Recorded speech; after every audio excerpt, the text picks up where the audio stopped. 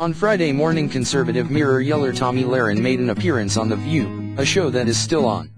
At the end of her appearance, she and the gals spent several seconds discussing why she is pro-choice.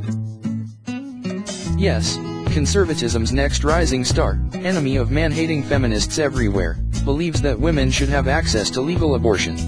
The hosts mostly handled Lahren with kid gloves, allowing her to monologue in her trademark style without really calling her out on why she's a fountain of logical fallacies. Donald Trump lies, said one panelist, so did Obama. Said Lahren.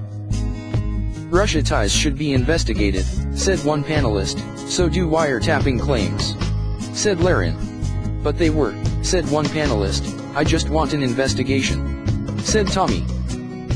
Lahren could be replaced in any debate with a pull-string doll that says, so did Obama, and be almost as effective as the real thing.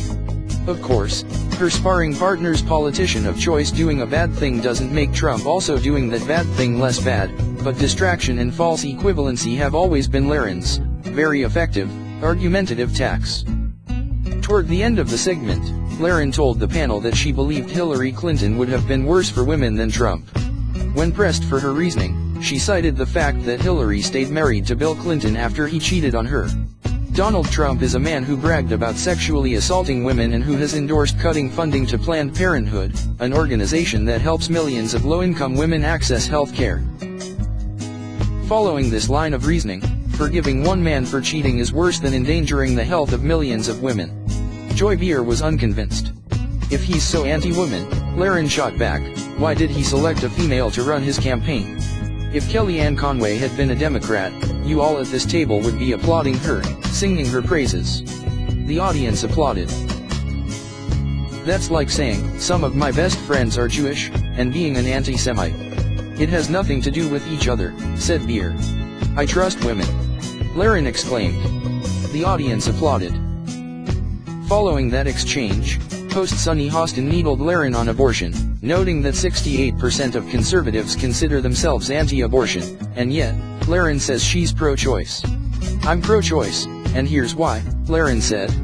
I am a constitutional, someone that loves the Constitution. I'm someone that's for limited government.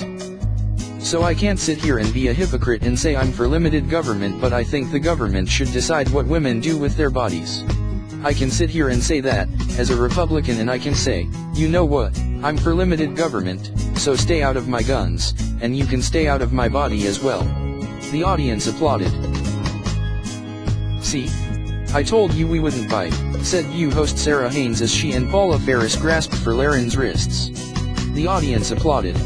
Lahren has never hidden her pro-choice stance, but her sudden appeal to it is odd given her frequent and fervent attacks on women who identify as feminists, or women who fight for abortion rights. Her stance moves from odd to downright incoherent when taken in context with attacks she made on the Women's March back in January.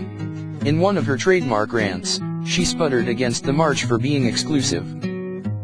It's not just the marchers, it's the feminist movement and, really, the collective left who preach tolerance and understanding, but only for those people and issues they believe in, said Lahren. Meanwhile, they point fingers at Trump or Trump supporters and label us all bigots with their cardboard signs and their hashtags and their exclusive moral high ground we're just not good enough to stand on. Well, bull. Lahren appears to be alluding to the exclusion of pro-life groups from the list of sponsors of the march, of which she considers herself part of the we until she's trying to curry favor in front of a hostile audience. Girl power.